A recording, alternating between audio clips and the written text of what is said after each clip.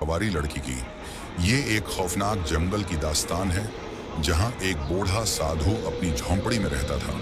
इस कहानी की असल शुरुआत तब हुई जब एक रात शदीद तूफानी बारिश हो रही थी। हर तरफ घुप अंधेरा छाया हुआ था, आसमान से बिजली जोर जोर से कड़क रही थी और जंगल में खौफनाक सन्नाटा था।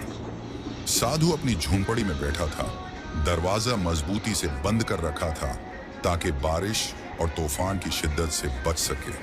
अचानक उसकी झोंपड़ी के दरवाजे पर दस्तक हुई।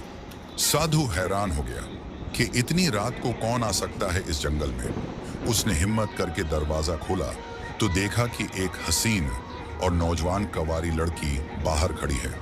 उसके कपड़े बारिश में मुकम्मल भीग चुके थे और उसके जिस्म की हर तराश वाज़ेह हो रही थी। जवानी उरूज पर थी।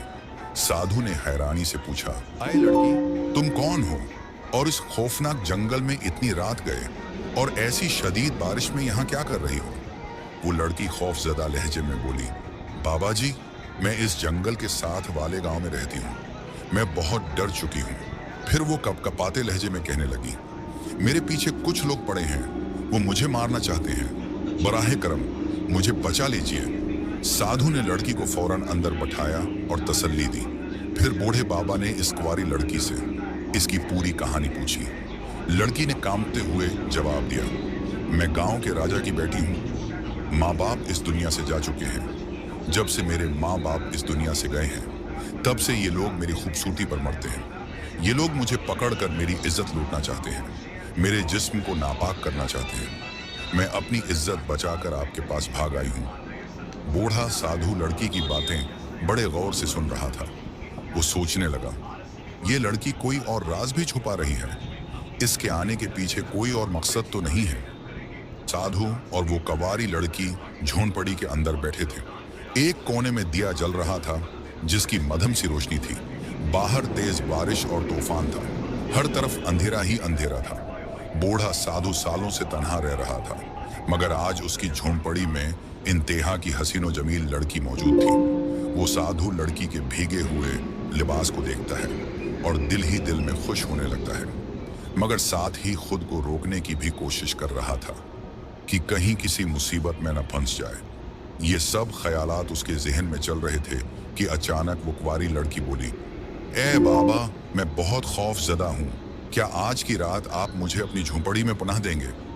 बूढ़ा साधु, जो पहले ही यही चाहता था, फौरन खुश होकर कहता है, हाँ बिल्कुल, आज की रात तुम मेरी झोंपड़ी में ठहर सकती हो। रात बहुत अंधेरी थी। तूफानी बारिश रुकने का नाम नहीं ले रही थी। लड़की चटाई पर लेटकर सोने की कोशिश करने लगी, मगर साधु को नींद नहीं आ रही थी। इसका दिल बेचैन था। इसके अंदर अजीब सी हलचल मच रही थी। सालों से सवे हुए ख्यालात जाग उठे थे। प्यार की दुनिया नजर आ रही थी। जवानी जोश मार रही थी। वो दिल में सोच रहा था, ये रात कैसे गुजरेगी, मैं क्या करूंगा। साधु खुद को संभालने की कोशिश करता है, आंखें बंद करके सोने की कोशिश करता है, मगर उसे कहाँ नींद आनी थी। ये सब कुछ देखकर उसका दिल मजीद बेकरार हो गया। साधु का दिल जोर जोर से धड़कने लगा क्योंकि उसके जज्बात जाग चुके थे। अचानक किसी के रोने की आवाज आई। साधु चौंक गया और जल्दी से उस लड़की के पास गया। उसने देखा कि वो लड़की रो रही थी। साधु ने पूछा, ए लड़की, क्या हुआ, तुम क्यों रो रही हो? लड़की ने डरते हुए जवाब दिया, मेरे साथ कुछ ऐसा हुआ है जो मैं किसी को नहीं बता सकती। ये सुनकर साधु हैरान रह गया और बोला, ऐसी क्या बात है जो तुम मुझसे नहीं कह सकती? आखिर कौन सा राज छिपा रही हो तुम? वो लड़की कांपते हुए बोली, मैं कोई अच्छी लड़की नहीं हूँ। मैं एक बुरी लड़की हूँ। मैं अच्छे काम नहीं करती। मैं बहुत प्यासी हूँ। फिर उसने एक ऐसी बात कही कि साधु का खून ही खुशक हो गया। वो साधु की तरफ देखकर बोली, मैं कोई आम लड़की नहीं हूँ। मैं एक भटकी हुई आत्मा हूँ। ये सुनते ही साधु के जिस्म में कपकपी तारी हो गई। उसके पैरों तले जमीन निकल गई। वो डर के मारे घबरा कर बोला, अगर तुम एक रूह हो तो मैं ये कैसे यकीन से मान लूं? इसका मतलब क्या है? लड़की ने आह भरी और अपनी कहानी सुनाने लगी। ये बहुत पहले की बात है। मैं एक रानी थी, मगर एक शख्स मुझसे शादी करना चाहता था जिसे मैं पसंद नहीं करती थी, लेकिन उसने मुझे हासिल करने के लिए काला जादू किया। मैं उसके जाल में फंस गई और उसने जबरदस्ती मुझसे शादी कर ली, मगर मैंने उसे अपनी इज्जत पामाल नहीं करने दी। मैंने उसे शादी की पहली रात अपने करीब नहीं आने दिया। इस पर वो गुस्से में आ गया और मुझे मारने लगा। जब वो मुझे कत्ल कर रहा था तो उसने कहा था कि मेरी रूह तब तक आज़ाद नहीं होगी जब तक मैं किसी नेक और अच्छे इंसान या साधु के साथ हम बिस्तर ना हो जाऊं। ये सुनते ही साधु कांपने लगा। वो लड़की उसका हाथ थाम कर बोली, मैं झूठ नहीं बोल रही। अगर तुम आज रात मेरे साथ ना सोए तो मैं हमेशा के लिए इस जंगल में भटकती रहूंगी और मेरी आत्मा कभी सुकून नहीं आएगा। साधु का दिल जोर जोर से धड़कने लगा। लड़की अपने नर्म हाथों से उसके जिस्म को छू रही थी, मगर वो परेशानी में था। इतने में बाहर से किसी की भयानक आवाज आई। साधु फौरन उठा और झोंपड़ी के बाहर आया। उसने दरख्त पर एक साये को बैठे देखा। साधु उसे देखकर हैरान रह गया। साधु ने पूछा, कौन हो तुम? वो साया आहिस्ता आहिस्ता उसकी तरफ बढ़ने लगा। साधु ने पलटकर झोंपड़ी के अंदर देखा, मगर वो लड़की खामोशी से खड़ी थी। उसने कोई जवाब नहीं दिया। साया उसके करीब आया और गर्जदार आवाज में बोला, मैं वही हूं जिसने तुम्हारे पास इस लड़की को भेजा है। ये वही साया था जिसने काला जादू करके इस लड़की को कैद कर रखा था। वो साया जोर से हंसने लगा और बोला, साधु, तुम मेरे जाल में फंस चुके हो। अब तुम भटक चुके हो। साधु ने कहा, तुम्हारा काला जादू मुझ पर असर नहीं करेगा। तुमने क्या सोचा था कि मैं एक हसीन लड़की को देखकर भटक जाऊंगा? हरगिज नहीं। ये सुनते ही लड़की ने अपनी नजरें झुका ली, जैसे कि वो भी शर्मिंदा हो रही हो। वो साया जोर से चीखा और बोला, तुम्हारे अंदर भी तो इंसानों वाले जज्बात होंगे। तुम मेरे जाल से बच नहीं सकते। साधु ने आंखें बंद की, अल्लाह का नाम लिया और फिर आंखें खोलकर बोला, ए शैतान, मैं तुम्हारे फरेब में कभी नहीं आ सकता। लड़की की आंखों में आंसू आ गए। वो भी सोचने लगी, मैं ये क्या कर रही थी? क्या साधु इस साये को शिकस्त दे पाएगा?